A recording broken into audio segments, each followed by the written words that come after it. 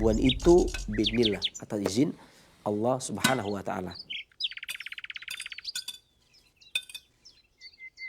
Apa yang menyertai penyakit, gangguan dada, nyesak, kemudian batuk, bisa menggunakan kencur, kemudian dikunyah, minum air hangat bangun tidur mau tidur, sehingga dengan tepat dia memberikan obat sasaran, obat tepat. Seorang susah tidur, maka ada beberapa hal yang bisa dikonsumsi, diantaranya satu ikat kangkung direbus dengan 1 gelas air sambil mendidih, saring minum setiap mau tidur. Satu, ketepatan obat, bahkan ketepatan obat depresi yang melukai sampai kepada melukai terhadap organ, ibu bisa menggunakan biji teratai, kemudian disup, kemudian dimakan. Dapur Sehat Roja. Kesembuhan itu bismillah, atas izin Allah Subhanahu wa taala.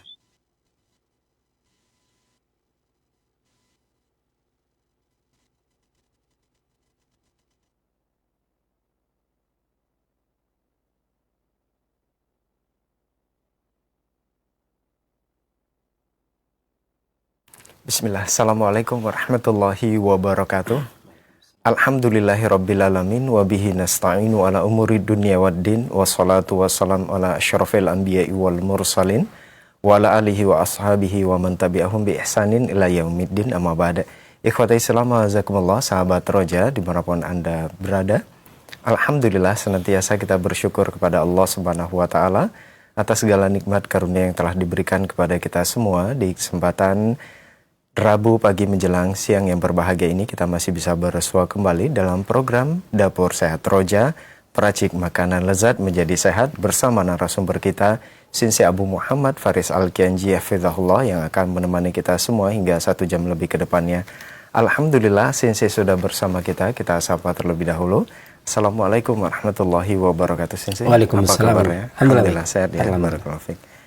Nah, ikhwata Islam, wazakumullah, setelah penyampaian materi, silakan nantinya Anda dapat bergabung bersama kami untuk bertanya seputar keluhan penyakit atau kesehatan di line telepon 0218236543, atau Anda dapat mempersiapkan pertanyaan melalui pesan singkat di chat WhatsApp di nomor yang sama 0218236543. Baik, kita kembali ke Sinse. Sinse, pembahasan di kesempatan ini berkaitan dengan mencegah dan mengatasi mual ya. Racikan jahe, asam jawa, gula batu. Bahan-bahannya sangat sederhana.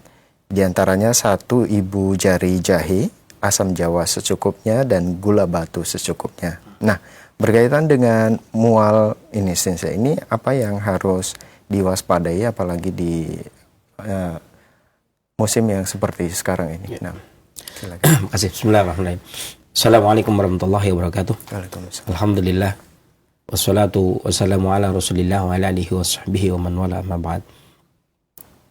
Kaum muslimin, para peminat Roja di mana Anda berada, syukur alhamdulillah kita panjatkan kepada Allah Subhanahu wa taala yang telah melimpahkan kurnianya kepada kita, memberikan kepada kita kesempatan, kesehatan, sehingga siang hari ini kita dipertemukan kembali oleh Allah Subhanahu wa taala.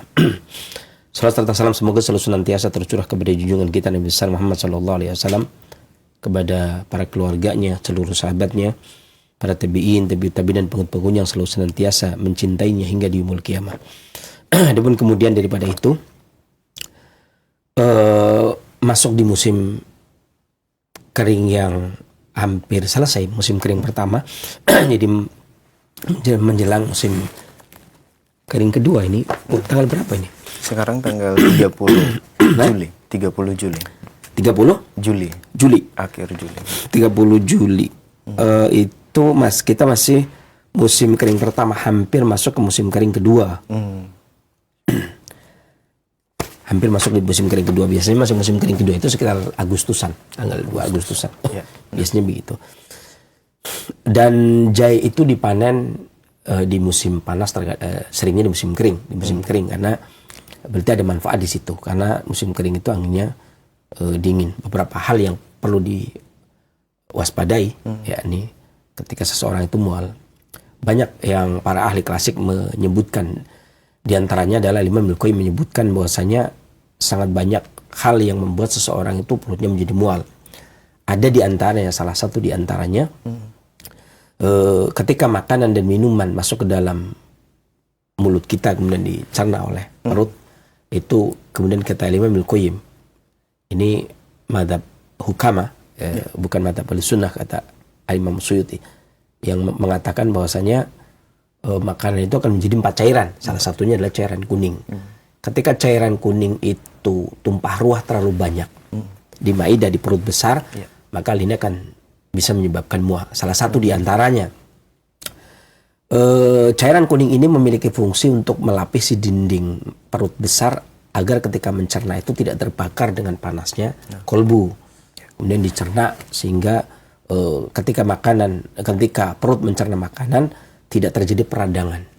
Jadi ada pelapisnya. Tetapi kalau dia tumpah ruah yang banyak, maka bisa mengakibatkan mual juga. Dia mengembang, itu bisa menyebabkan mual juga. Itu satu. Kemudian yang kedua yang bisa mengakibatkan mual diantaranya adalah ketika makanan dan minuman kemudian tidak bisa dicerna, kemudian dia memenuhi perut, ya. Entah itu menjadi balgam panas, entah itu menjadi balgam dingin, maka hal ini akan menjadikan perut menjadi penuh, sehingga mual juga. Karena penuh dengan balgam tadi yang seharusnya dinaikkan ke paru, kemudian dia tidak berhasil, maka akan menjadi mual juga di perut karena penuhnya. Berarti bisa jadi balgam, bisa jadi cairan kuning. Yang ketiga, itu bisa jadi dengan angin. Seorang yang tidurnya kemalaman, begadang. Ini musim begadang sekarang ini. Karena musim kering itu biasanya cerah, cuaca cerah enak, gitu kan? Karena nggak hujan. Kalau di kampung itu bintang kelihatan, enak untuk begadang. Nah, sampai makanya biasanya kan bulan Agustus juga orang-orang pada begadang tuh, anginnya kencang, kadang-kadang sampai semalaman begadang, anginnya kencang, gitu kan. Enak gitu ya. Pagi-pagi kembung kemudian mual gitu ya. Itu karena masuk angin. Jadi banyak diantaranya bisa jadi dikarenakan timbunan rutubah, entah itu berbentuk balgam, entah itu berbentuk cairan kuning, ya, ataupun makanan yang tidak tercerna, itu juga bisa menyebabkan mual. Yang kedua bisa dikarenakan begadang, angin, itu juga bisa menyebabkan mual. Simpelnya demikian. Nah, mual di sini berarti ada hal yang harus diperhatikan untuk mengatasi mual. Yang pertama, kalau dia disebabkan karena timbunan, maka harus ada pengurai. Boleh dibilang kalau ada kendaraan macet, maka harus ada yang mengurai. Nah, biasanya obat yang digunakan untuk mengurai adalah yang rasanya pedas. Karena pedas itu memperlancar kembali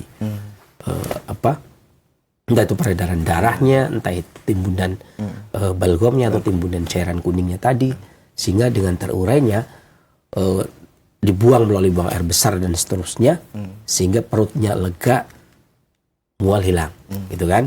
Ini yang pertama. Yang kedua tadi kalau angin itu juga karena pedas. Pedas aromatik itu mengusir angin, sehingga entah itu karena angin, entah itu karena timbunan cairan, timbunan makanan, itu bisa pakai pedas dan juga bisa pakai panas.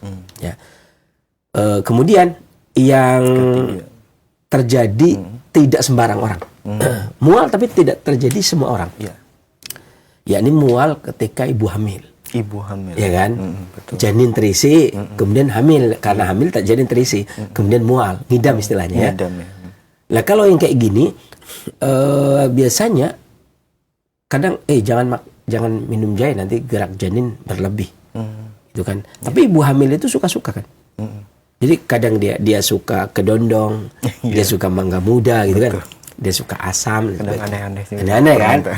Nah, yang seperti ini biasanya makan yang dikonsumsi adalah yang bisa memperbagus kualitas rutubah, entah itu darah, entah itu saripati makanan agar tidak terkontaminasi dengan angin. Bagi dimanfaatkan lah yang rasanya asam. Makanya biasanya ngidam itu nyarinya biasanya yang rasanya asam gitu. Walaupun ada juga yang jam 12 malam itu pingin cilok gitu. Ada juga tuh. Ini nyarinya di mana? Masalahnya di itu kan. Ya, kalau ibu saya dulu kalau ngidam, kalau hamil itu 11, anaknya 11 kan, 11 kali hamil, itu ngidamnya makan keripik tanah. Jadi di kampung itu ada tanah yang kering, yang dibikin kayak coklat yang bolong itu apa namanya? Yang kayak gitu. Itu kayak gitu dia. Tapi kecil-kecil segini-segini. Jadi kayak coklat gitu ya. Itu bikin sendiri? Enggak dong, beli. Oh, beli. Iya, beli jadi tanah, jadi kayak keripik begitu. Iya. Nanti dimakan. Ibu saya biasanya ini satu besek namanya. Satu besek. Itu kalau makan, saya pernah nyicipin juga. Ya nggak enak juga. Rasa tanah. Iya, namanya juga rasa tanah. Tapi kata ibu saya, ini tanah gunung, jadi beda katanya. Oh gitu. Iya, katanya tanah gunung jadi beda. Okay. Saya pikir enggak juga sih ya. Mau tanah gunung, mau tanah pantai kan sama saja ya. Sama bedanya benar kayak keripik saja. Ya, ya enggak ya, tapi ya karena kadang-kadang nemenin ya, ya makan juga, sering juga akhirnya makan. Itu beliau rutin itu. Anehnya begitu. Nanti kalau itu gampang, karena murah, di stok saja sudah. Tapi itu beli di pasar. Ada jual. Ada yang jual di pasar itu. Jadi lintingan lah ya. Pokoknya kayak semprong begitulah model kayak gitu. Dan ini nggak bisa kemudian ini obatnya apa? Secara umum harusnya jahe, asem, itu kan masuk semua itu. Atau dia ingin apa, kan seperti itu biasanya. Atau yang berikutnya mual bahkan sampai muntah karena perpindahan tabiat. Perpindahan tabiat. Nah, kalau ini susah perpindahan tabiat. Perpindahan tabiat itu ketika misalkan kita ikut bus pariwisata. Di samping kita muntah. Rame itu ya. Rame kan? Biasanya kan AC-nya kencang, ada yang muntah tuh. Nah, kalau sudah ada yang muntah, itu biasanya yang lain ngikut. Aromanya. Iya, aromanya ini. Jangankan di samping, di depan. Di depan. Kita dapat aromanya saja. Ini namanya, kata Imam Ibnul Qayyim, namanya perpindahan tabiat. Perpindahan. Muntah karena perpindahan. Mual karena perpindahan tabiat. Jadi nggak nular enggak. Tapi begitu, apa ini? Langsung, kayaknya saya kenal lah namanya. Langsung begitu. Apa sih? Gitu kan? Kan pada nengok. Betul. Oh, ternyata muntah. Itu kok ditengok gitu. Penasaran. Begitu nengok langsung mual. Walaupun tadinya baik-baik saja. Pokoknya kayak gitu. Biasanya pariwisata kan. Satu mobil muntah satu, muntah semua gitu. Atau sebagian besar muntah kan. Aromanya juga begitu. Ya, ya karena kadang keluarga saya termasuk yang sensitif kalau ada mobil yang sudah pernah dimuntahin. Itu dia bau. Kayaknya ini mobil udah pernah masih meninggalkan jejak. Jadi kalau punya mobil pernah muntah di dalam, jiwa lahirnya ya. Ini yang susah. Kenapa? Ini nggak bisa diobati. Kenapa? Karena tadinya dia nggak apa-apa. Dari rumah aman saja karena tadi perpindahan tabiat. Tapi bisanya setelah nanti sampai rumah kasih minum jahe dan asam dan seterusnya. Tapi ini yang dimaksudkan yang sesuai dengan musim dan penyakit maksudnya. Tapi ada beberapa hal yang memang jangan kemudian semua orang mual itu ya.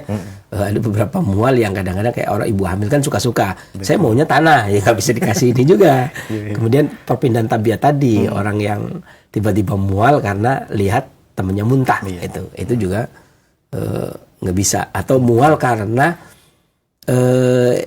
apa yang dia makan, kemudian ini kita lagi makan nih. Misalkan oseng kangkung, setelah di situ ketahuan ternyata ada cicak, kita muntahan bisa? Bisa kan? Bisa muntah itu. Jadi walaupun kita lagi makannya nggak ada apa-apa, nggak ada apa-apa nih, begitu di situ, loh ini ada cicak, kita langsung. Nah itu ya susah, itu nggak bisa. Jadi bukan ini obatnya, karena ini muntah dikarenakan perut yang tidak menerima sesuatu. Nah ini tentunya yang seperti itu, pengalaman seperti itu. Tapi apakah setelah itu minum jahe dan asam bisa? Oh iya, setelahnya. Tapi tetap dia mualnya sampai muntah. Nggak bisa dicegah. Karena tiba-tiba di situ ada binatang kan? Langsung ya kan, walaupun di sini nggak ada. Itu di situ ada ya, tetap saja jadi masalah. Demikian. Kita racik dulu. Baik, kita racik dulu. Berarti ini kita masukkan ininya, airnya ya. Ini semua setengah? Ya setengah aja. Coba sekitar segelasan lah. Setengahnya aja. Lagi? Cukup. Oke, so dah. Cukup. Oke.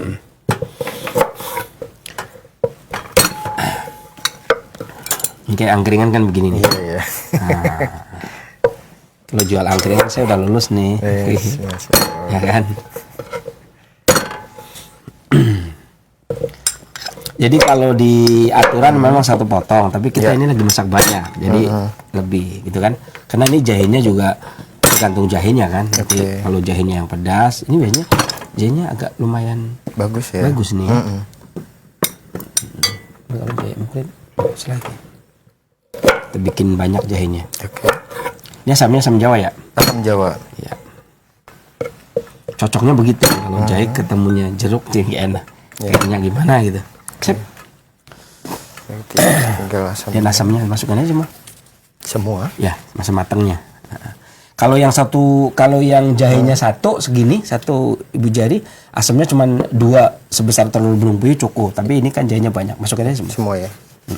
Oke. Kemudian gula sesuai selera. Gulanya sesuai selera. Berapa bongkah? 2 bongkah aja dah. Ini gula batu ya. Gula batu. Sip. Oke. Dah masuk. Nah, baru kita bahas.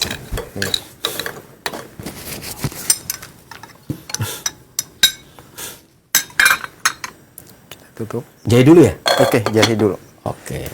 Kalau abjad asam dulu. Kalau urutan ini jahe dulu. Jahe yang kabarnya tumbuhan asal Asia Tenggara. Di Yunani tercatat tentang pemanfaatan jahe semenjak tahun 1 Masehi, awal Masehi. Dan pada abad pertengahan yaitu abad 14 di Eropa telah memanfaatkan jahe sebagai bumbu masak ataupun jamu. Dan pada abad ini, pada 14 juga, harga setengah kilo jahe itu sama dengan harga seekor kambing. Kalau sekarang ya enggak lah ya. Dan di London juga membuktikan dengan penelitian bahwa 1 gram bubuk jahe dapat mencegah mual dan mencegah muntah. Termasuk setelah operasi. Ya, berarti operasi medis ya. Dan di Denmark juga membuktikan dengan penelitian bahwa 1 gram bubuk jahe yang diminum saat mabuk laut lebih efektif ya, daripada efek obat-obatan yang lain, termasuk efek placebo, efek doktrin ya. Di India juga jadi disebut obat universal karena memiliki khasiat anti jamur, anti bakteri, anti mikroba, dan memiliki efek penenang pada sistem pencernaan yang sudah dimanfaatkan lebih dari 2000 tahun yang lalu. Sementara di negara barat biasa digunakan untuk jahe ini khas untuk mengatasi mual, mabuk kendaraan juga, mabuk laut, mabuk udara, kemudian juga vertigo, makanya banyak dibikin permen ya. Kemudian jahe ini secara umum, kalau yang ini kan yang kita bahas yang segar ya, disebut senchiang kalau orang Cina, di mana dapat menghilangkan bau daging domba yang mentah atau bau ikan. Padahal kalau untuk menghilangkan daging domba, padahal setengah kilo dulu ya, setengah kilonya dia satu ekor kambing. Masya Allah. Kalau untuk bumbu berat juga. Meningkatkan aliran darah atau melancarkan aliran darah, menghilangkan racun pada makanan, membantu sistem cerna sehingga ketika masakan dicampur dengan jahe lebih mudah dicerna, sehingga mencegah timbulnya penumpukan makanan yang ada di dalam perut. Dengan demikian berarti mencegah timbulnya mual, muntah. Jahe itu ada jahe tua, jahe muda, jahe bubuk. Adapun jahe bubuk lebih panas daripada jahe segar. Ya.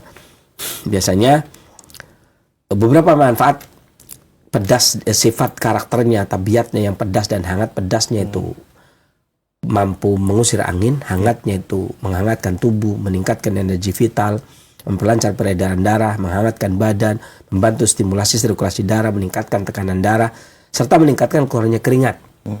Pada orang-orang yang demam dingin itu juga bisa membantu menurunkan temperatur pada saat demam dan meredakan, sangat utama meredakan mual, kemudian juga muntah dikarenakan angin maupun timbunan makanan.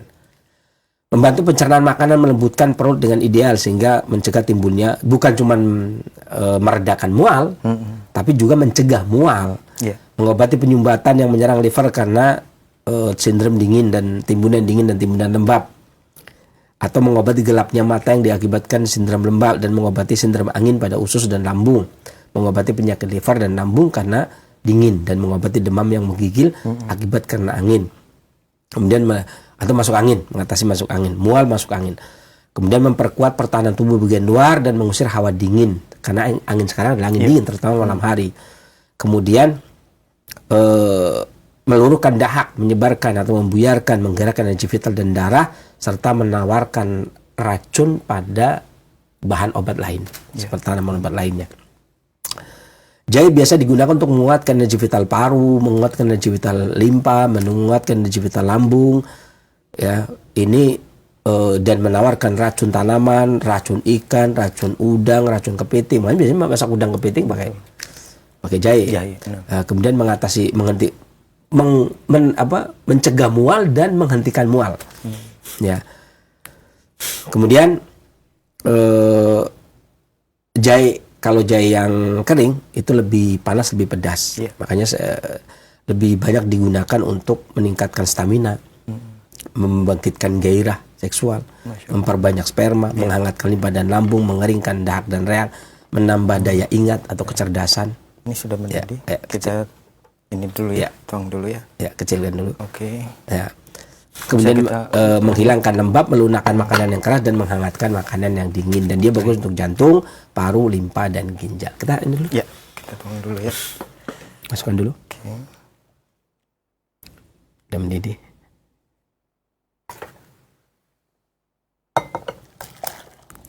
Sip, wah mantap. Mantap ya. Kita ambil ininya, jahenya. Ya, biar jahe sama asamnya masuk. Masuk ya. Sip. Minum jahe, kalau jahenya nggak ikut kayaknya nggak sedap. Gitu, belum minum asam. Oke, kita kalau air asam saja kan namanya serbat. Air asam gula namanya serbat. Ya. Kemudian ini kalau jahe yang kering ya.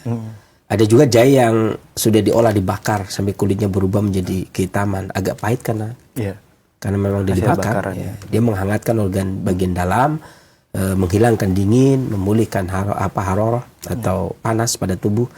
Kemudian juga membersihkan dan mengeluarkan panas, menekan energi vital sehingga mencegah timbulnya muntah, mual, muntah. Bagus untuk hati dan limpa, terutama gangguan mual yang disebabkan karena masuk angin. Makanya di angkringan seringnya kan dibakar tuh.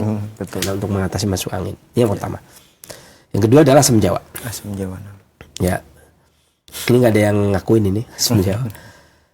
Asam jawa ini ya namanya juga Jawa ya. Itu ya nggak ada yang ngakuin negara lain. Ya.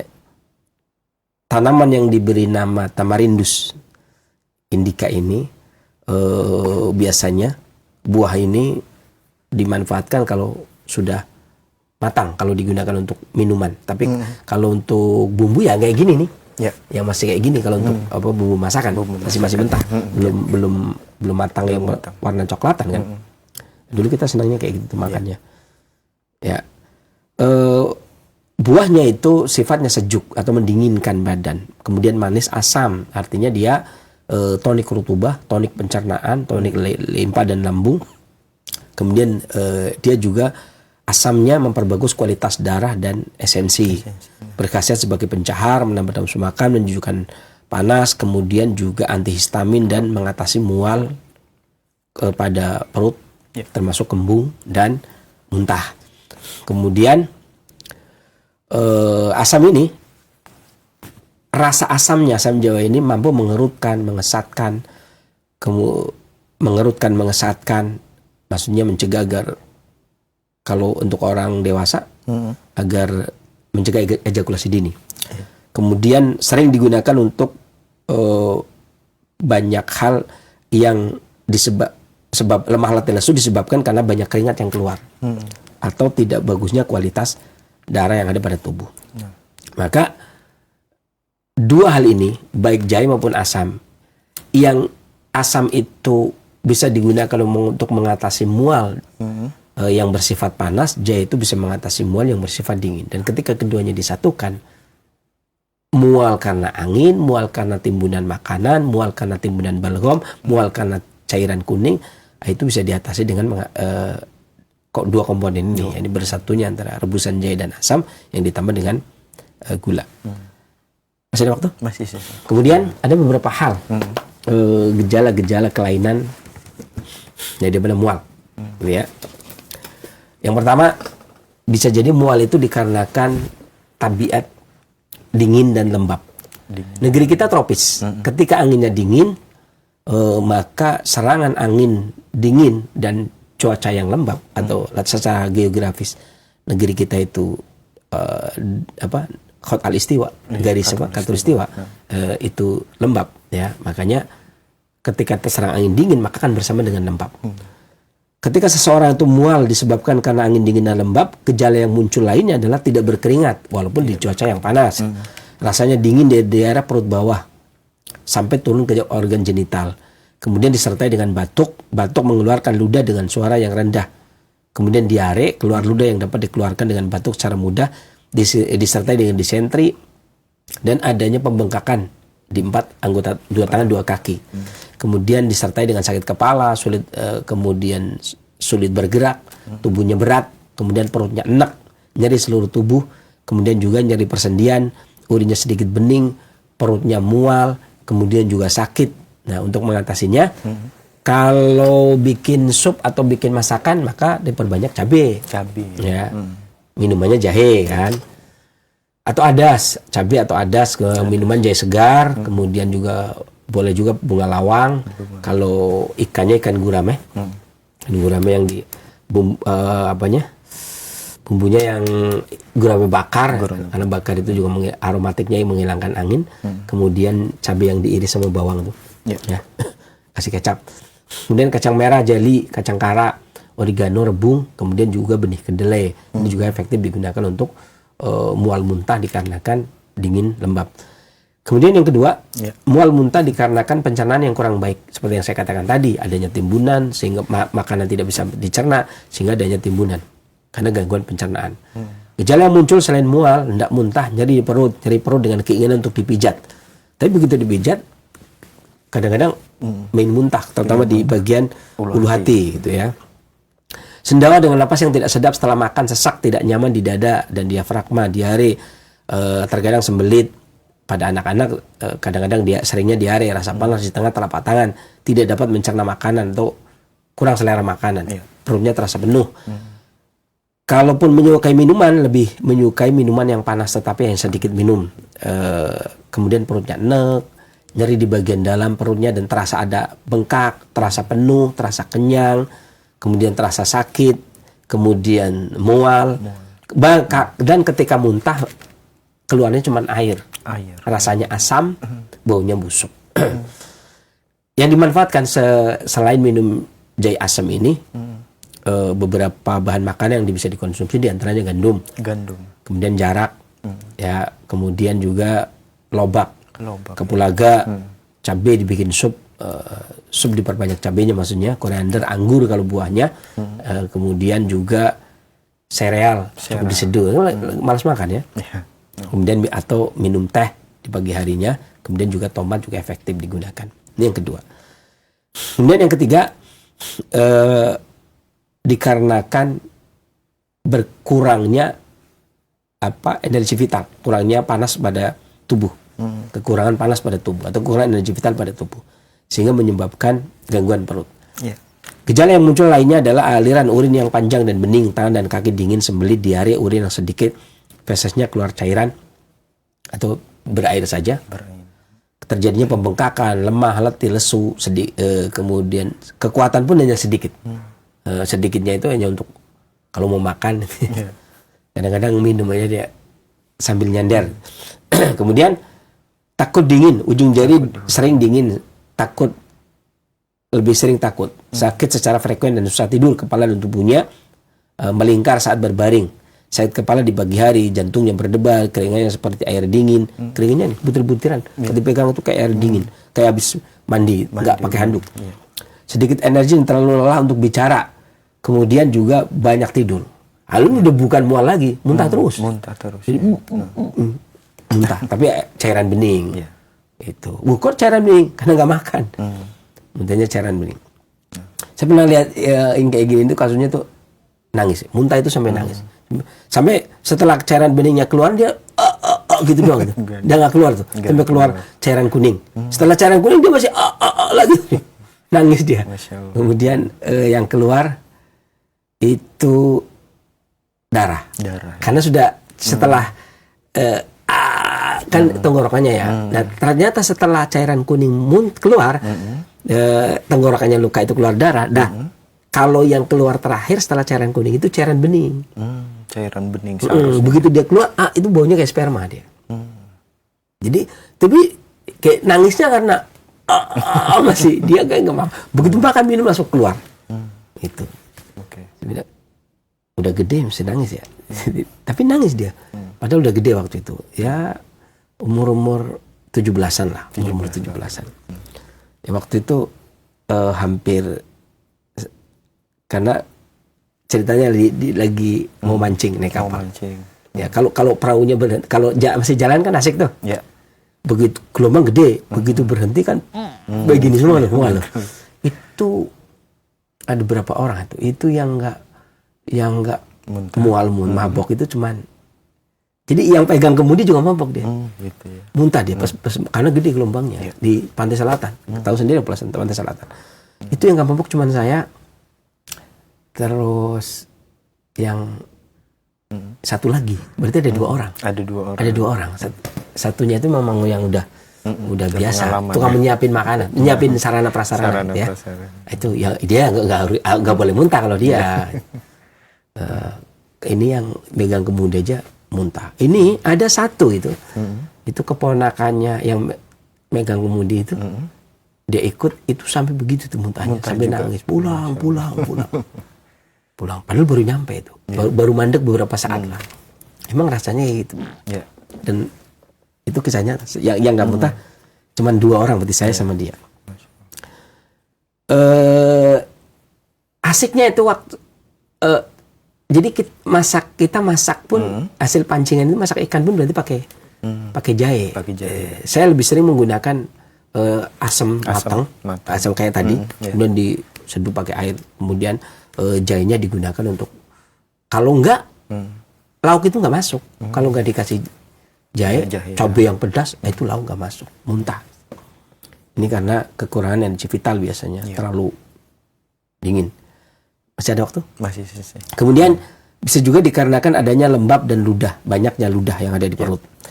Gejalanya yang lain adalah batuk, keluar ludah yang dapat dikeluarkan dengan batuk secara mudah, adanya ludah yang putih, pusing, sakit kepala, cegukan, nyeri di dada, terengah-engah, pusing, berkepanjangan, banyak tidur, tidak bisa tidur, mual terus, nggak bisa tidur karena mual. Kemudian muntah. Nah, ini kalau model begini itu biasanya tidurnya tengkurap, tapi di sininya perutnya kasih guling. Diganjel. Nanti tidur paling nggak berapa lama, mual, badan itu muntahin, mual banget. Nah, itu kalau dia kemudian minum jahe asam saja atau jahe saja atau jahe asam, di rumah saya ada semua ya. Kemudian udah enak, udah tidur. Ya, dan ini kodolo kemarin juga saya jadi karena ada suatu kerjaan, kemudian saya tidur terlambat. Itu terlambat, tidur malam saya karena ada kerjaan bikin buku. Nah, itu lupa diri, maksudnya sudah tiba-tiba, udah 11:30. Udah tutup, di situ makan sebagainya, makan jagung diantaranya. Tidur tuh jam 2 bangun, langsung muntah lah. Muntah itu yang keluar itu jagung. Tahunya nggak keluar. Udah dicerna. Tahunya udah dicerna. Yang keluar waktu yang nggak bisa dicerna adalah rebung sama jagung. Sedikit tapi jagungnya sedikit, kan saya makan separuh dong. Jagung manis. Jagung manis itu cuma beberapa butir yang keluar masih utuh, kan? Masih ya pecah-pecah dikit ya. Kemudian yang masih utuh lagi rebung itu. Rebung karena rebung sifatnya lebih dingin, jadi lebih susah dicerna. Kalau tahunya aman, lewat. Itu setengah jam saya muntah itu, nggak ada yang tahu. Keluarga, wah ini salah sendiri ya. Ini pas mau bahas ini lagi ya. Ini juga nggak kong-kali-kong ini kan. Kita nggak ada perjanjian. Habis itu udah selesai keluarin semua. Kemudian minum, wudhu dulu, kemudian minum segar. Segar-segar kan. Habis itu tidur. Udah sampai pagi. Kemudian makanya hari Selasa kemarin akhirnya nggak praktek karena istirahat. Ya karena kemalaman tadi. Ini karena kelembapan ludah kemarin. Ini kasus saya kalau ini ya. Jangan dikira saya nggak bisa kena juga. Kalau begadang ya siapa suruh kan. Siapa suruh lupa diri ya kerjanya. Kemudian peningkatan energi perut. Hanya perut yang bergejolak. Ya, ini sulit menelan, muntahnya biasanya kering, makan di malam hari dan muntah di pagi hari. Yeah. Karena makannya kemalaman biasanya. Jam 12 makan itu kan. Yeah. Kemudian tidur kemalaman, makan kemalaman itu. Muntah di pagi hari. Tapi kalau memang kepenuhan, anginnya juga banyak, bisa jadi di malam hari. Cegukan, suara pendek, kemudian ingin mual, terus ingin muntah. Kemudian muntahnya nanti perutnya rasanya berputar-putar, muntah. Kalau muntah itu masih makanan kayak tadi ya. Yeah. Masih berbentuk makanan. Ludahnya encer atau air yang mengandung asam dan pahit. Ini saya tidak. Muntah tepat setelah makan atau muntah tepat setelah makan. Ini karena energi perut yang bergolak. Obatnya diantaranya ada kacang almond, kacang pinang, kemudian gula, bit, kacang polong, ikan gurame. Ikan gurame itu kalau siang, kalau malam muntahnya ya nggak dapat. Kacang mede, koriander, kemudian jeruk bali atau jeruk lainnya ya. Kalau sekarang jeruk medan lagi bagus. Sereal, lada, kemudian lobak, kulit padi, kemudian juga kacang merah. Kacang merah, barley, mentimun, kacang hijau, rumput laut, belimbing, ya. Kemudian juga bunga krisan, teh, kurma, jahe segar. Kalau nggak ada jahe, kurma juga nggak apa-apa. Lada hitam, lada putih, asparagus, kemudian juga pir. Cukup, ada waktu masih ada? Ya, satu lagi. Kemudian yang berikutnya karena astenia rutubah, kurangnya nutrisi pada kulit. Kurang nutrisi. Mual muntah, gejala yang lain adalah pendarahan pada gusi, adanya sembelit, pusing, rasa kering di mulut, tenggorokan kering, mual. Kalaupun muntah dia kering. Kan ada muntah yang sor, ada airnya nih. Iya. Ada muntah yang memang bentuknya nggak ada airnya. Nah, ini yang seperti itu. Kemudian kelelahan. Jadi belum muntah lelah, setelah muntah juga lelah. Sakit kepala, setiap sore hari itu sakit kepala. Ini biasanya orang kayak gini tuh baunya bau orang tua, balseman terus gitu ya. Setiap sore hari langsung balseman biasanya. Demam ringan di sore hari, keringat di malam hari. Malam hari tetap keringatan. Kemudian mimisan kalau siang hari biasanya menjelang asar. Nyeri di tenggorokan, aliran urin yang pendek dan merah, tidak bisa tidur malam harinya, sulit menelan, sakit disertai dengan sakit gigi dan berat badan menurun, kurus, ya. Beberapa yang dikonsumsi selain jahe dan asam bisa juga menggunakan sarang burung. Sarang burung. Dan kadang-kadang di rumah saya sediakan sarang burung itu kalau ya kalau seperti tadi ya, kita lagi kekurangan makanan yang nggak bisa dicerna kan, jadi nggak jadi nutrisi tuh. Karena kegiatan dan sebagainya, makanya sediain sarang burung, keju, kacang merah, kerang, asparagus, telur ayam, sotong, paling nggak dingin lah, daging bebek. Makanya daging bebek itu kan seringnya yang rame jualan itu sore kan, ya sore ke malam. Iya benar, itu cocok sebenarnya sudah. Dan telur bebek mah bebas ya. Biasanya telur asin ya. Kemudian jamur putih, kemudian tiram dan royal jelly. Cukup. Demikian, mudah-mudahan bermanfaat. Selanjutnya kita jawab sesakan berantum. Baik, jazakallah khairan saya atas penjelasan materi yang sangat bermanfaat di kesempatan ini berkaitan dengan mencegah dan mengatasi mual. Nah, ikhwatai Islam azakumullah, silakan bagi Anda yang ingin berkonsultasi seputar keluhan penyakit atau kesehatan di line telepon 021-8236543 atau pertanyaan melalui pesan singkat di cas WhatsApp di nomor yang sama 021-8236543. Baik, untuk pertanyaan pertama kita coba angkat di line telepon 021-8236543. Ya, silakan. Baik, terputus. Kita awali pertanyaan di kesempatan ini melalui pesan singkat dari Pak Ian di Bogor. Assalamualaikum warahmatullahi wabarakatuh, Sensei. Sensei, ada yang mengatakan muntah bagian dari pengobatan. Ini muntah yang bagaimana, Sensei? Atau kapan dilakukan muntah yang bagian dari pengobatan tersebut? Jazakallahu khairan. Ya, Haris Ibn Kaladah, seorang alumnus ahli kesehatan Yunde Sahpur. Yani dulu ada pendidikan Tobib ya. Yunde Sahpur itu salah satunya diantaranya adalah kalau di zaman Khalifah Harun ar-Rasyid itu Yohana ibn Masawi, itu kan yang terkenal itu. Kalau di zaman Nabi SAW itu yang terkenal, aliran ini itu yang terkenal namanya Haris ibn Kaladah. Ya. Terjadi perselisihan pendapat apakah Haris ibn Kaladah itu Muslim apa tidak, atau kalau Muslim berarti masuk kategori sahabat, kalau tidak berarti ya tidak, gitu kan. Nah, ini pendapatnya Haris bin Kaladah yang mengatakan bahwasanya muntah merupakan bagian dari al-qoy, terapi, dan ini disebutkan oleh Imam Al-Qayyim dalam Zadul Ma'ad tentang pembahasan muntah atau al-qoy.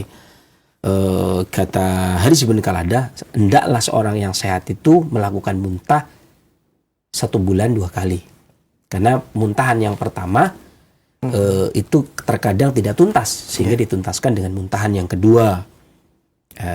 Ini kenapa demikian? Karena biasanya makanan yang kita konsumsi itu tidak semuanya menjadi nutrisi. Ada beberapa hal yang menjadi balgham yang tidak naik ke paru-paru atau kriah, kata Imam Ibnu Qayyim, sehingga numpuknya ampas makanan yang ada di perut hendaknya dikeluarkan. Maka Imam Ibnu Qayyim membuat kaidah. Ada 3 kaidah. Yang pertama adalah hifdzus shihah, merawat kesehatan dengan cara mengkonsumsi makanan-makanan yang kalau dikonsumsi jadi nutrisi yang dibutuhkan oleh tubuh kita.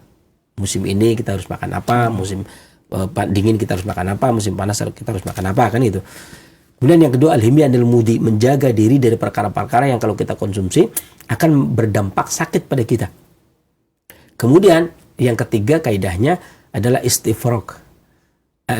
Itu mengosongkan materi-materi dari, kalau sudah terlanjur kita mengkonsumsi makanan yang kemudian menjadi bala, menjadi bencana bagi kita, maka kaidah yang ketiga, ini istifraq, kosongkan. Nah, mengosongkan materi ini ada 10 perkara, kata beliau, dari Imam Ibnu Qayyim. Salah satu di antaranya, selain buang air besar, buang air kecil gitu, ya ini muntah. Ya, tentunya pertanyaan, kapan muntah itu bermanfaat? Kata Haris bin Kaladah, dan itu disebutkan oleh Imam Ibnu Qayyim, muntah yang paling baik itu bagi orang sehat itu paling tidak minimal sebulan 2 kali. Sebulan 2 kali. Terus kapan dilaksanakan muntah? Itu di musim yang panas. Ya, di cuaca yang panas, di negara yang panas. Maksudnya berarti siang hari. Ya, kan? Karena musim panas, karena panas ya. Kenapa demikian? Karena di saat seperti itu balgham, dahak atau reak ini naik mengambang, sehingga lebih mudah dikeluarkan. Ya, jangan melakukan muntah di saat cuaca dingin. Kenapa? Karena makanan balgham itu lagi turun. Jadi menarik lagi ke atas itu lebih susah, kata beliau. Maka kalau ketika cuaca dingin seperti pagi hari, ya, di pagi hari bangun tidur jangan muntah, BAB, kan lagi diturun, lagi di bawah, kan? Masa kotoran itu di bawah, buang, dahak pun di bawah, buang lewat BAB. Jadi ada aturannya. Di BAB itu paling bagus itu ya pagi, karena dia cuacanya dingin, enaknya begitu. Tapi kalau muntah itu di cuaca yang panas, kemudian dimuntahkan. Apa dipaksa atau bagaimana sih? Sebenarnya kan ada beberapa hal yang bisa kayak sebenarnya kan bukan dipancing kan. Kayak orang gurah kan dipancing. Ya. Kalau gurah kan nggak cuma kita pelotot-pelototan, kita minum. Ya kan? Betul. Nah, beberapa orang kadang sering dulu saya di Padepokan kadang-kadang belum ngeracik, belum ngeracik ramuan gurah. Kadang-kadang dia sikat gigi ya. Kalau memang lagi banyak dahaknya di sini, di gigi raham kanan dan kiri, muntah dia. Karena membersihkan materi-materi yang sudah rusak sebenarnya. Itu berarti kapan? Di cuaca yang panas. Di musim panas. Sekarang juga masih musim kering, tapi kalau malam udah dingin. Terus berapa kali? 2 kali. Bagi orang yang sehat. Bagi orang sehat sakit ya terserah, tapi jangan kebanyakan. Sebulan 2 kali. Kata Haris bin Kaladah, tapi ini dinukil oleh imam kita, Al-Imam Ibnu Qayyim Al-Jauziyah. Bukan Haris bin Kaladah aja, maksudnya Ibnu Qayyim menukil. Jadinya begitu. 2 kali bagi orang yang sehat. Dan karena nggak mungkin makanan sekarang itu nggak jadi dahak, nggak jadi balgham. Kan banyak sekali makanan yang kemudian nggak jadi nutrisi. Di zaman Haris bin Kaladah itu zaman Nabi. Itu aja sebulan 2 kali lah. Gimana zaman kita yang dahak semua kalau makanan? Ya kan, nggak tahu zaman dulu ada makanan berdahak apa enggak. Ya kan paling mungkin lemak ya di kambing lemaknya. Kalau sekarang kan memang kita bikin makanan-makanan yang dari dahak, jadi ludah. Nah yang seperti itu kayaknya lebih harus dikeluarkan ya. Jadi dimuntahkan di musim yang panas minimal 2 kali. Tapi jangan terlalu sering. Kalau terlalu sering muntah itu bisa mengakibatkan lemah di perut, kemudian gigi. Tapi kalau muntah itu tepat, setelah muntah menajamkan pandangan mata, itu kan menguatkan perut, kemudian bahkan Al-Imam Al-Qayyim menukil bisa mengobati gangguan hati atau kabid dan bisa digunakan untuk mengurangi kejang, mengatasi kejang karena stagnasi. Kemudian juga menguatkan paru sehingga bisa mencegah penyakit kusta, lepra. Oh itu sampai seperti itu. Dan mengatasi gangguan ginjal. Silakan merujuk ke Zadul Ma'ad atau yang sudah ada yang dipisah menjadi Tibun Nabawi ya. Itu muntah. Jadi minimal 2 kali lah.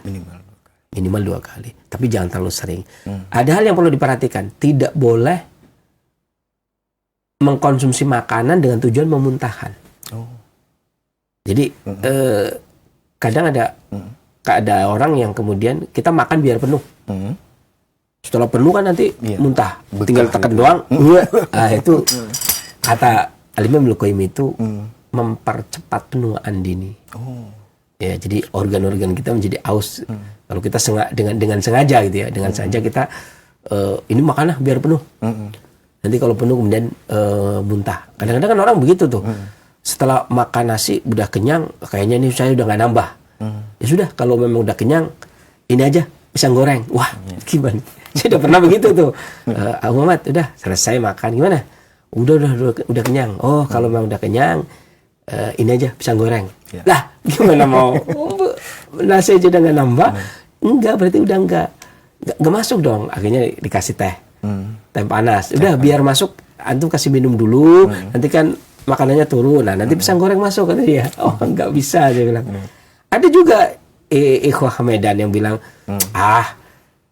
pisang ibarat lemari yang sudah penuh, pisang goreng itu kayak sapu tangan katanya. Selipin kan masuk kan. Kacau juga. Saya bilang enggak. Itu nggak boleh. Itu dipenuhin penuh biar penuh, setelah itu penuh untuk kemudian nanti dimuntahkan. Itu sesuatu yang nggak boleh. Ya. Demikian, mudah-mudahan bermanfaat juga bagi yang lainnya. Selanjutnya. Baik, jazakallah khairan atas jawabannya. Semoga bermanfaat untuk penanya.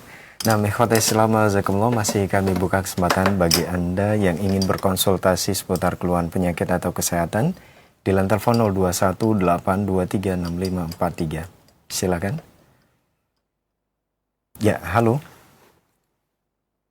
Nah, masih kami buka kesempatan bagi Anda yang ingin berkonsultasi seputar keluhan penyakit atau kesehatan.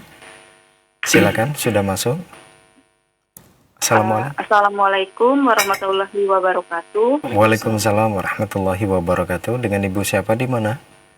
Saya dengan Ibu Brilianti. Di mana? Di mana Ibu? Halo? Di Bekasi. Ya, silakan langsung ke pertanyaannya Ibu. Oh ya, siap. Saya punya anak usia 17 bulan. Anak saya ini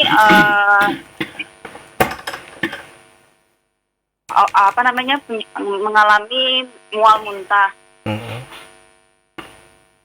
Mengalami mual muntah. Jadi setiap baru makan 2 suap udah kayak mual, terus perutnya kembung gitu. Ikhtiar saya udah kasih rebusan kunyit, jahe, sama madu. Ini masih bayi ya Ibu? Berapa bulan tadi Ibu? 17 bulan. 17 bulan, baik. Terus anaknya ASI. Laki-laki perempuan Ibu? Laki-laki. Baik. Masih menyusui kan? Lalu Ibu masih menyusui kan? Masih menyusui, tapi di pompa Pak Ustadz, soalnya anaknya nggak bisa minum pakai dot, jadi masih pakai NGT selang hidung, tapi bisa makan. minum nggak mau gitu. Baik. Cukup? Baik, itu saja Ibu pertanyaannya. Ini apa? Makanan sehari-harinya udah pakai labu kuning, labu siam, sama telur, Iya. daging ayam sama daging sapi. Udah itu aja. Baik. Baik, mohon ditunggu jawaban dari Cukup? Sensei, Bu.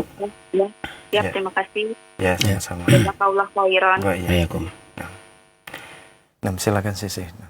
Ada dua cara ketika mengatasi anak kembung. Ya. Yang pertama, ibunya yang mengkonsumsi ini. Iya. Ibunya, karena ketika ibunya masuk angin, anaknya juga ikut. Ibunya masuk angin, nggak mencret, anaknya mencret. Iya. Karena masih menyusui. Berarti yang mengkonsumsi adalah ibunya. Itu yang pertama. Yang kedua, kalau anaknya bisa diparutkan kunyit, kemudian dibalurkan di perut. Iya. Dibalurkan di perut, kemudian diikat pakai gurita biar nggak bertebaran kemana-mana. Kunyit diparut, dibalurkan di perut secukupnya, kemudian diikat pakai gurita. Ya lebih kurang 10-15 menit. Setelah kering kemudian dibuka, bersihkan pakai air hangat. Dan seringnya anak kecil itu lebih sederhana. Kalau tidak pakai kunyit, saya juga pernah mengalami yang karena waktu itu di kampung waktu itu jam 12 malam. Jadi anak itu bangun sakit, nangis gitu ya. Kalau di kampung kalau udah jam 12 malam ya mau kemana? Gitu ya. Waktu itu saya bangun karena di rumah itu ada termos. Saya cuman pakai termos, kemudian dikasih apa? Kain. Kemudian diangetin, kemudian keluar anginnya, kemudian nggak sampai 1 menit sih, cuman berapa detik tuh, nggak sampai 1 menit. Kemudian dia enakan diam-diam, udah dia tidur. Ya, pakai air hangat itu ya. Tapi kalau memang siang dan ada, itu juga bisa pakai kunyit. Ya, kalau ini kan terus-menerus ya. Kalau itu kan saya karena anak memang keserang angin baru. Tapi kalau ini lama, ya berarti pakainya kunyit. Tapi kalau yang akut, yang baru, itu pakai air hangat itu boleh. Tapi kalau yang kronis, artinya yang sudah lama, itu boleh pakai kunyit. Mudah-mudahan angkat penyakitnya dan bermanfaat bagi para pendengar dan pemirsa yang lainnya. Jazakallah khairan Sensei atas jawabannya. Semoga bermanfaat untuk Ibu yang bertanya. Nah, masih kami buka kesempatan di line telepon 021-823-6543. Bagi Anda yang ingin berkonsultasi seputar keluhan penyakit atau kesehatan, silakan. Ya.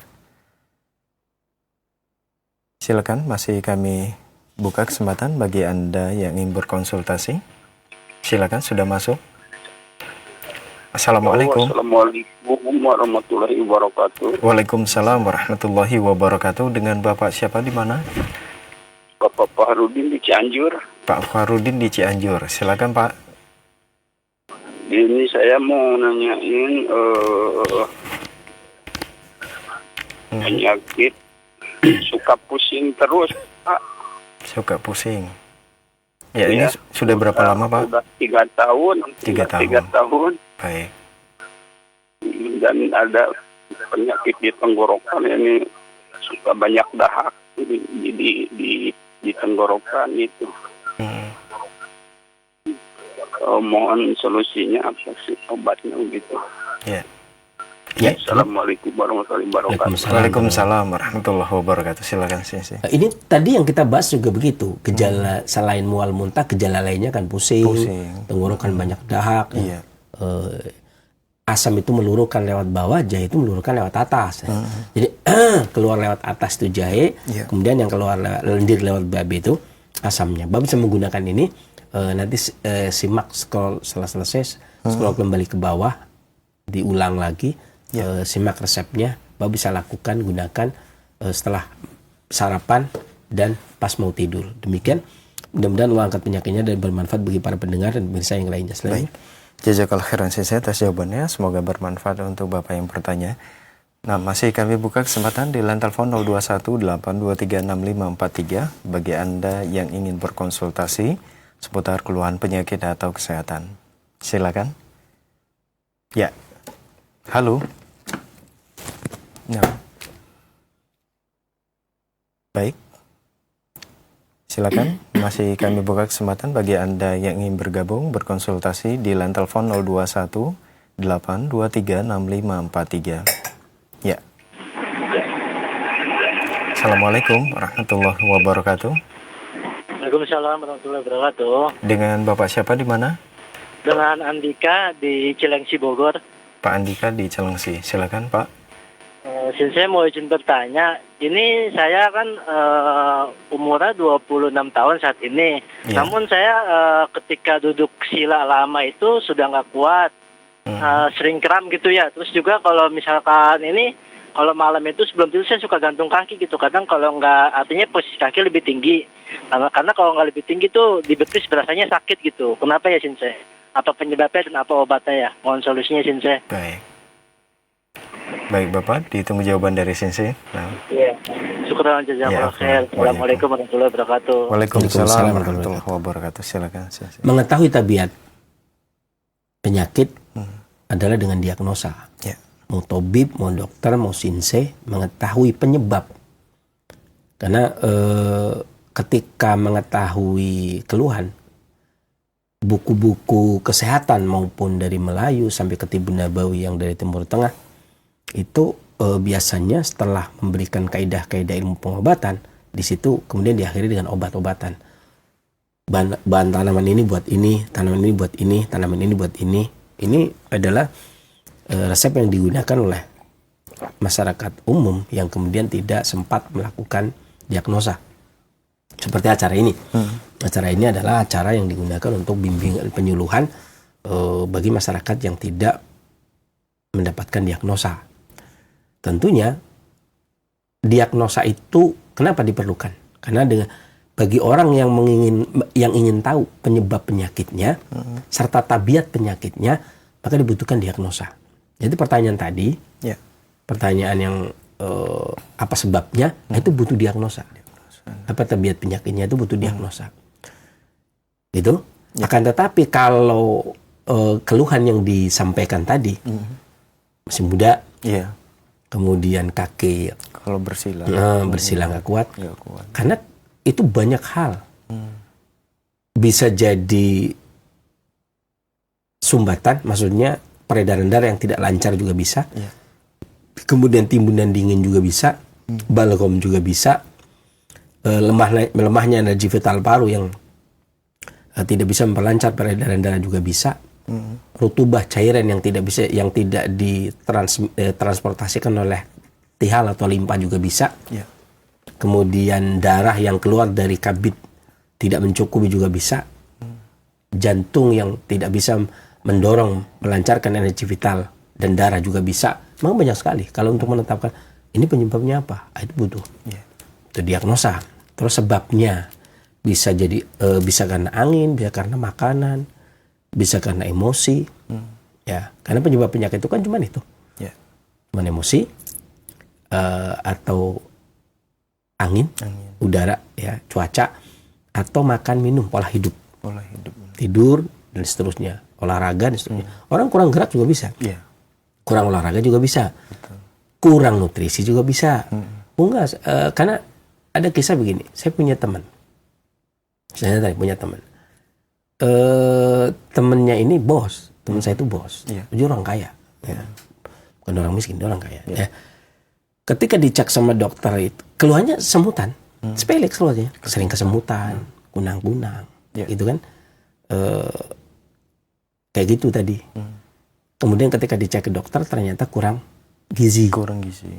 Wow, ntar dulu. Dia ngomong sama saya. Kemudian dibawalah saya ke rumah. Kata dokter, saya kurang gizi. Lihat makanan saya. Makannya dia sekali makan itu ada udang, ada kerang, ada ikan gurame, ada ikan laut, ada daging kambing, ada daging ayam, daging sapi, sayur mayu, buah, lengkap semeja itu. Oh iya. Mana ada kurang gizi, dia nggak terima juga. Iya, orang kaya dikatakan. Sampai ngomong, berapa tahu nggak penghasilan saya? Sampai ngomong penghasilan juga. Udah, karena ratusan juta dia penghasilan per bulan, jadi nggak terima dia. Saya bilang mungkin gini maksud dokter. nggak semua makanan yang bergizi itu masuk ke dalam tubuh diserap. Gitu kan? Iya. Jadi jangan tersinggung dulu ketika seseorang dikatakan kurang gizi. Boleh jadi pencernaannya nggak bisa mencerna. Antum ada gangguan pencernaan. Iya. Makanan yang bergizi ini buat orang lain bergizi. Iya. Tapi buat antum nggak bisa diserap, Iya. nggak bisa ditransmisi oleh tihal dari makanan menjadi saripati, kemudian setelah menjadi saripati didistribusikan. Kita nggak tahu yang bagian mana, apakah bagian mentransmisi, merubah makanan menjadi nutrisi atau gizi Iya. yang tidak mampu di situ pencernaannya, atau sebenarnya sudah dicerna menjadi gizi, tetapi tidak bisa mendistribusikan. Iya. Loh, oh ya kalau itu ya memang saya ada gangguan pencernaan, maksudnya begitu kan. Tapi jangan dibilang kurang gizi dong. Iya juga, ya kan tetap kurang gizi kan. Iya. Ya karena temannya bilang enggak. Jadi dokter itu ya nggak salah kan, karena memang makanan ini nggak pak diantum nggak masuk. Kasarannya ya dibuang saja, jadi BAB aja. Makan enak jadi BAB, jadi nggak jadi nutrisi. Itu seperti penanya ini juga seperti itu. Jadi saya tidak mengatakan bisa jadi kurang gizi. Saya tadi mau ngomong kurang gizi kan nggak enak deh. Makanya saya cerita dulu gitu kan, biar nggak tersinggung. Yang saya ceritakan yang teman saya yang 1 bulannya 1 M lebih kan. Kan dia ngomong sendiri, sampai dia buka kartu dia. Penghasilan saya itu. Mau dibeli rumah sakitnya nanti. Bukan begitu. Bisa jadi dia kurang gizi karena sistem pencernaannya. Nggak jadi rutubah kalau bahasa saya, atau nggak menjadi gizi nutrisi makanannya, kemudian tidak bisa distribusikan. Itu juga bisa. Itu sebabnya macam-macam. Kalau bicara sebab, apa sih yang menyebabkan? Itu mana yang menyebabkan? Itu tentunya butuh diagnosa, atau penyalahnya sendiri yang tahu. Oh, berarti sebenarnya saya makanan cukup. Kemudian tapi pencernaan saya nggak bisa mencerna karena tidurnya kemalaman. Sah. Iya. Berarti itu juga bisa jadi sebab, ya. Jadi sebab itu sangat banyak. Dan pada intinya ini tadi yang kita bahas itu juga mengatasi pegel, lemah, letih, lesu, gitu kan. Kemudian menguatkan pencernaan sehingga ketika makanan masuk bisa dicerna dan didistribusikan. Bahasa awamnya demikian. Silakan digunakan. Mudah-mudahan bermanfaat juga bagi yang lainnya. Selanjutnya. Baik. Jazakallah khairan saya atas jawabannya. Semoga bermanfaat untuk penanya. Baik, kita beralih ke pertanyaan melalui pesan singkat di kesempatan ini dari Pak Wahyu di Jawa Barat. Assalamualaikum warahmatullahi wabarakatuh. Waalaikumsalam. Usia saya 55 tahun, badan gemuk, keluhan kaki sering kesemutan dan selalu kesemutan. Ini mohon solusinya Sensei. Ini tadi yang kita bilang 2 tangan 2 kaki, baik bengkak, letih, lesu, kemudian kesemutan, maka bisa menggunakan jahe asam. Ya. Saya di rumah nggak ada asam, jahe saja boleh. Saya di rumah nggak ada jahe, asam saja boleh. Oh ada jahe, ada asam, berarti dua-duanya. Demikian, mudah-mudahan Allah angkat penyakitnya dan bermanfaat bagi para pendengar dan pemirsa yang lainnya. Selanjutnya. Baik, jazakallah khairan Sensei atas jawabannya. Semoga bermanfaat untuk penanya. Pertanyaan berikutnya dari Ibu Uci di Pontianak. Assalamualaikum warahmatullahi wabarakatuh. Waalaikumsalam warahmatullahi wabarakatuh. Sensei, saya mau tanya, 2 minggu ini saya sudah tidur, makan gelisah, badan terasa panas, udah coba makan kangkung dan minum air rebusannya juga sulit tidur. Maksudnya tadi sulit tidur ya Sensei? Susah tidur nanti ya? Iya, tipe mungkin ya, salah tulis. Ini mohon solusinya Sensei dan apa yang cocok buat saya. Ya, kan tadi tidur sudah 2 minggu gitu ya? Maksudnya susah tidur. Susah tidur. Sudah 2 minggu. Susah tidur itu banyak hal. Bisa jadi dikarenakan seringnya orang kena gangguan jantung juga saat tidur. Banyak pikiran juga saat tidur. Iya. Khawatir cemas juga saat tidur. Saking bahagianya juga saat tidur. Betul. Ya kan, contoh kita mau pulang kampung. Besok mau pulang kampung, malam ini nggak bisa tidur. Iya. Karena udah senang gitu kan. Itu nggak bisa tidur. Kecuali bagi orang yang pulang kampung itu tiap sebulan sekali. Biasa itu mah. Tapi kalau lebaran beda. Iya, lebaran beda. Bagi para pemudik lebaran itu pasti tahu. Ya, ibaratnya harap-harap cemasnya itu nggak bisa tidur gitu ya. Kayaknya menunggu pagi itu kayaknya kok lama gitu ya. Ya, kayak pas malam Id kan begitu juga lah, sama aja.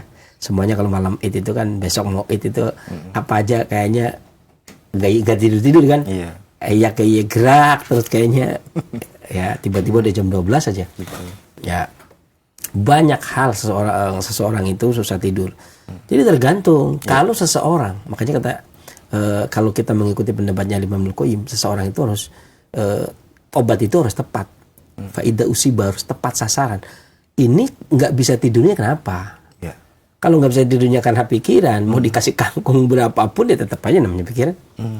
Ya kan? Kalau nggak bisa tidurnya itu karena materi, ya karena panas jantung berlebih. Panas, kangkung itu dingin, menyejukkan, tenang, merem sudah. Itu. Tapi kalau gampang beginilah. Kalau kajian, gitu ya, gitu kan? Iya. Itu kalau kajian kemudian duduk sebentar saja sudah innalhamdalillah gitu ya, dengar itu innalhamdalillah, dengar itu ya, amma ba'd dengar masih ya, ya itu kemudian setelahnya itu nggak tahu gitu, nah, itu berarti panas jantungnya. Karena di tempat kajian kan enak sejuk, gitu kan, nggak ada urusan apa, sejuk. Makanya kadang-kadang tempat kajian bisa jadi pelarian gitu ya. Di rumah pusing gitu ya. Di rumah pusing mikirin apa, wah kajian juga itu nggak apa-apa sih. Tapi niatnya tinggal di rumah aja. Ya baik juga. Itu tidur dong. Jumat aja begitu ya. Iya. Jumat aja ya. Kalau khotib sudah naik mimbar itu ya sudah. Tahu naiknya. Naiknya tahu. Kebanyakan saya kalau duduk, ini mana yang hidup? Gak ada yang hidup. Khotibnya ya ceramahnya jadi kurang semangat karena gak yang hidup. Nah kalau seperti itu berarti panas jantung karena pikiran. Iya, pikirannya. Iya kan. Jadi kalau di tempat kajian lebih tenang, adem, ayem gitu ya. Tapi kalau karena materi, karena memang penyakit, di tempat kajian juga malah nyesek, deg-degan dan sebagainya gitu ya. Nggak bisa tidur juga. Dan nggak ngaruh juga. Dan nggak ngaruh gitu kan. Jadi ini tergantung yang mana nih Bu. Jadi kalau pakai kangkung nggak bisa, jangan-jangan pikiran, pengaruh pikiran. Coba aja datangi kajian, iya kan? Iya. Karena kita tadi nggak tahu sebabnya kenapa. Apa karena lagi banyak pikiran atau apa? Kalau lagi banyak pikiran ya tidak cukup datang ke ustadz kemudian minta nasihatnya. Yang ya bukan soal datang minta nasihatnya, datang ke kajiannya. Jadi kalau soal ke ustadz itu ke tempat kajiannya, ngaji, kemudian ngikut itu loh. Jangan soal ke rumahnya, nggak ngaruh rumahnya. Jadi dinasihati juga nggak ngantuk kan. Kalau face to face begini, tapi kalau di tempat kajian kan ya biasanya lebih tentram. Dan ini banyak hal. Saya pernah punya tetangga yang dulu waktu pertama kali saya kesini, saya ngontrak rumahnya. Itu beliau non muslim, ya nih orang Nasrani. Itu suaminya meninggal, itu dia nggak bisa tidur 2 pekan loh. Suaminya meninggal, biasanya enggak. Iya. Dia bilang, Bu kenapa? Nggak bisa. Itu sampai akhirnya dia berobatnya baru rukyah dia. Saya bilang, kok beda kan beda server. Kenapa di rukyah? Tapi serius gitu. Saya udah rukyah gitu dia. Ke tempat rukyah, jadi datang. Suami saya meninggal, dia cerita begitu. Suaminya pengacara. Suaminya pengacara, dan istrinya begitu ditinggal suaminya itu nggak bisa tidur. Akhirnya pas 2 minggu itu kemudian di rukyah juga nggak tidur. Nggak tidur. Ya kan, mungkin saya nggak tidur lah, kan gimana sih kan? Ya, saya mau ngomong, Bu, ibu ke kajian aja, ke tempat kajian. Itu mau minum kangkung ya, tetap itu. Ya akhirnya sampai 2 bulan kalau nggak keliru, habis itu akhirnya pulang kampung ke Medan. Akhirnya pulang kampung ke Medan. Saya pikir ada sesuatu yang memang harus menenangkan. Apa yang menjadi penyebab susah tidurnya gitu. Dia juga begitu, udah makan kangkung dan sebagainya. Apa yang menjadi penyebab tidurnya? Itu 2007 tuh kasus, 2007. Jadi punya tetangga orang Medan, pengacara gitu ya. Istrinya pas ditinggal sama bapaknya, meninggal, itu nggak bisa tidur. Dan itu benar. Mau dikasih minum, dia minum setai obat tidur, nggak mempan itu. Nggak mempan. Dia minum berapa butir pun nggak mempan. Kata dia nggak mempan. Suruh dosis berapa dia lipatkan, nggak mempan juga. Nggak tidur sedikit pun masalahnya. Saya pernah di Cilacap tapi 15 butir tidur 5 menit. Pernah ada juga. Tapi ini nggak mempan. Tapi ini kematian suami itu nggak mempan. Nah kita kan nggak jelas ini yang mana. Iya. Kalau memang karena peredaran darah, ya minum jahe juga habis mandi, minum jahe anget, tidur, iya kan? Kalau karena gangguan organ, karena sirkulasi darah, peredaran darah tidak lancar. Kalau karena panas saja bergejolak, minum air kangkung tadi. Iya, minum Ya. air kangkung. Tapi kalau butuh ketenangan, tenang dulu baru tidur. Ya, datangi Ustadz dulu lah, yang benar yang mana ini. Dijelaskan dulu penyebabnya apa. Mudah-mudahan Allah angkat penyakitnya dan bermanfaat bagi para pendengar Indonesia yang lainnya. Selanjutnya. Baik, jazakallahu khairan sensei atas jawabannya. Semoga bermanfaat untuk penanya. Pertanyaan berikutnya dari pesan singkat kembali dari Pak Andi di Cibubur. Assalamualaikum warahmatullahi wabarakatuh, Sensei. Waalaikumsalam warahmatullahi wabarakatuh. Sensei, usia saya 41 tahun. Saat ini menjalani program diet mengurangi berat badan dengan mengurangi konsumsi nasi dan fast food, makanan cepat saji. Alhamdulillah berat badan sudah turun dan ideal, tapi perut saya masih tetap buncit. Apakah ada solusinya untuk mengatasi lemak di perut, Sensei? Terima kasih. Orang-orang Jawa dulu, Jawa, Madura, Bali, Lombok, itu seringnya ketika mengecilkan perut, spesialis mengecilkan perut. Kadang-kadang orang itu, Sensei tolong kecilin paha saya, oke. Tolong kecilkan perut saya, asal jangan kecilkan kepala saya, berat juga. Iya, nggak bisa itu kan. Itu begitu. Itu kalau orang Jawa biasanya menggunakan bangle. Ini orang habis melahirkan nih. Kalau orang Jawa itu biasanya menggunakan bangle, baik diminum maupun dibarekan di perut. Tapel perut dengan bangle juga bisa menyusutkan lemak di perut, ataupun diminum itu juga bisa menyusutkan lemak di perut. Demikian, mudah-mudahan bermanfaat juga bagi yang lainnya. Selanjutnya. Baik. Jazakallahu khairan Sensei atas jawabannya, dan itu merupakan pertanyaan kita terakhir. Mungkin ada sebagai ikhtitam atau penutup, silakan Sensei. Ya. Jadi pada prinsipnya yang namanya sakit itu beraneka ragam. Makanya Imam Al-Qayyim mengatakan ya ada yang sesuai dengan fitrahnya seperti lapar, gitu kan, haus dan seterusnya. Tapi ada juga yang penyakit mutasabihat, penyakit yang rumit yang butuh penelitian. Di mana penyakit-penyakit tersebut terkadang seseorang itu sadar, terkadang tidak sadar, dan ini butuh penanganan yang teliti, ya, serius dengan diagnosa dan seterusnya. Ada beberapa penyakit juga yang tanpa diagnosa, sehingga seorang pengobat itu gampang-gampang saja, ya kan, tinggal ngasih obat. Apa sih kamu, saya kepala, oh ini kasih jahe, apa, oh ini kemudian dibekam, oh saya pegel-pegel, oh ini dipijit. Enggak butuh diagnosa, enggak. Tapi ada kalanya ada penyakit yang memang membutuhkan diagnosa dan keahlian tertentu. Pun demikian, itu disuruh. Bahwasanya Nabi SAW juga menganjurkan kepada kita untuk berobat itu mencari tabib yang ahli. Cari di antara yang paling ahli. Dan ini dibawakan oleh Al-Imam Ibnu Muflih Al-Hambali dalam Adab Syariah. Bab tentang bagaimana mencari pengobat yang lebih ahli. Ibnu Qayyim juga menyebutkan di situ bagaimana mencari pengobat yang lebih ahli. Bahkan Syekh Nasir As-Sa'di lebih agak ekstrim lagi, beliau guru dari Syekh bin Baz dan orang tua kita Syekh Utsaimin yang udah meninggal, itu beliau lebih keras lagi, bahkan bahwasanya membawakan hadis yang disahihkan oleh Syalbani dalam Silsilah Hadis Shahihah, bahwasanya barang siapa yang mengobati penyakit sementara dia tidak tahu pengobatan sebelumnya, maka dia akan bertanggung jawab. Ini termasuk semua jenis pekerjaan. Artinya seorang tabib itu dituntut untuk benar-benar ahli, karena tabib itu artinya ya ahli. Seorang tabib itu harus ahli. Ya. Tapi ahli dalam hal tabiat penyakit, ahli dalam hal tabiat badan, ahli dalam hal tabiat alam. Oh, alam lagi begini, berarti yang diserang organ ini. Oh, tubuh ini begini, berarti yang lemah bagian ini.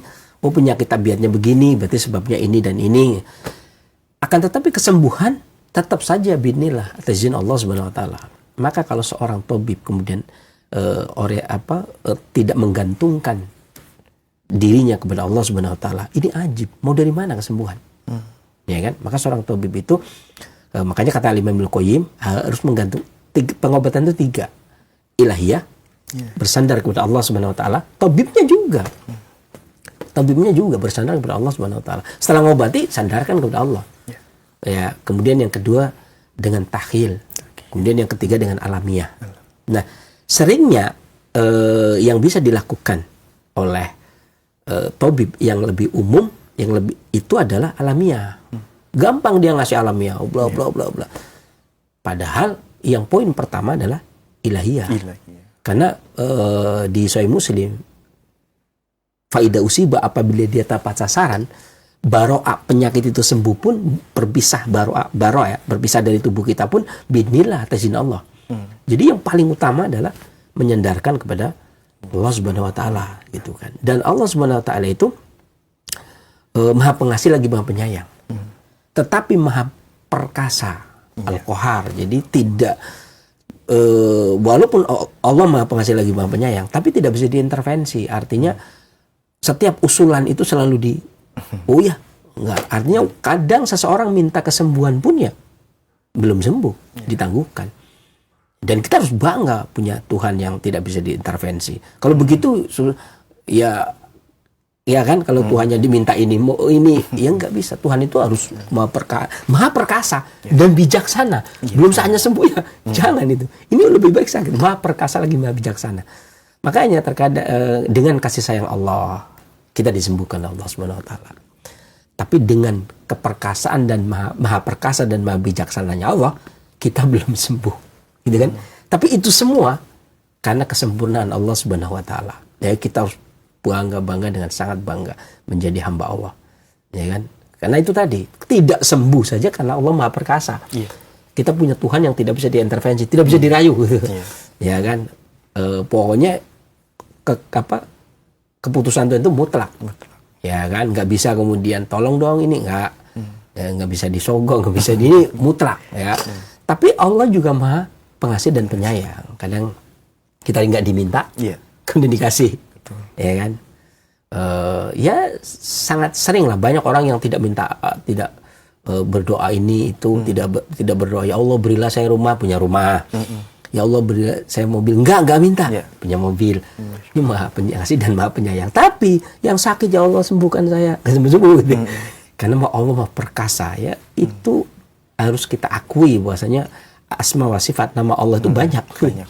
Ya kan, yang harus kita imani semuanya. Ya harus kita imani. Masya Allah, kita punya Tuhan yang memang Maha Perkasa dan bijaksana. Memang mungkin saatnya sakit. Ya. Kayak makanya keluarga saya, terkhusus saya tapi ya.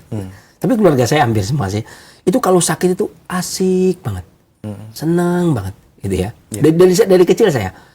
Itu sampai ke sepupu saya. Itu kalau sakit itu cengir, senang banget. Bangganya udah luar biasa. Ya, anaknya uwa saya lagi digendong.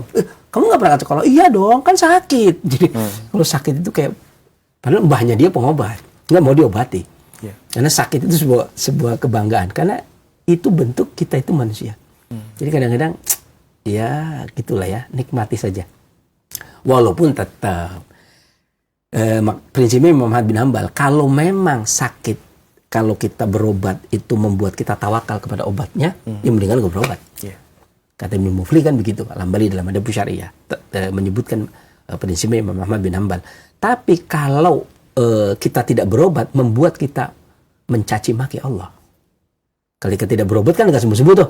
Kemudian kita punya prasangka buruk terhadap Allah, ya udah berobat saja. Ya, walaupun kita berobat dan tidak berobat, kesembuhan dari Allah Subhanahu wa taala.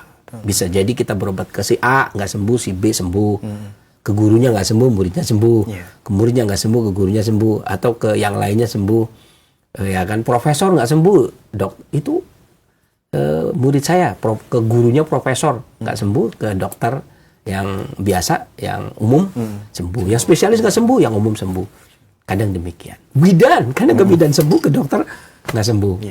Bidan itu laris banget. Ya, karena penyakit sembuh. Sementara dokter ini kurang, karena memang nggak sembuh. Ya ini bidnillah, atas izin Allah Subhanahu wa taala. Begitu pula dengan sinsai dan para bekam. Ada bekam laris banget. Ada bekam yang sepi banget.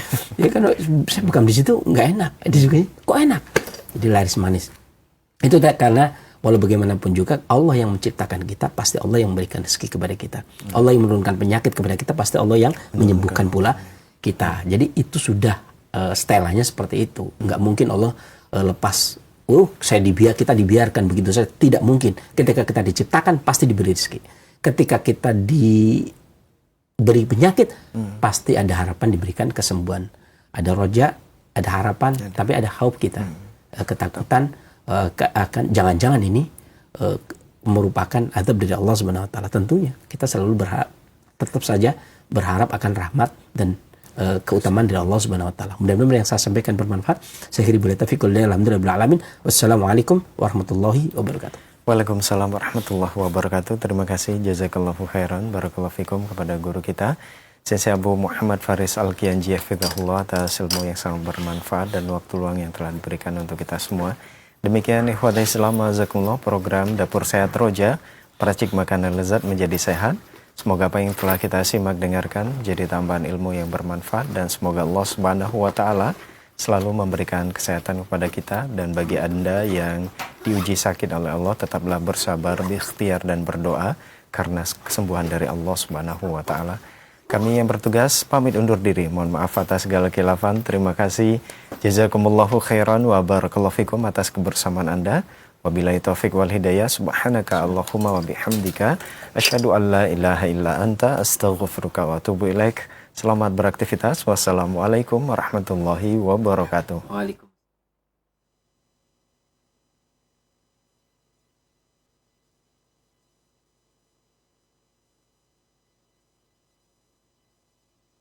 Simak Radio Roja Bogor 100.1 FM, Radio Roja Majalengka 93.1 FM, Radio Roja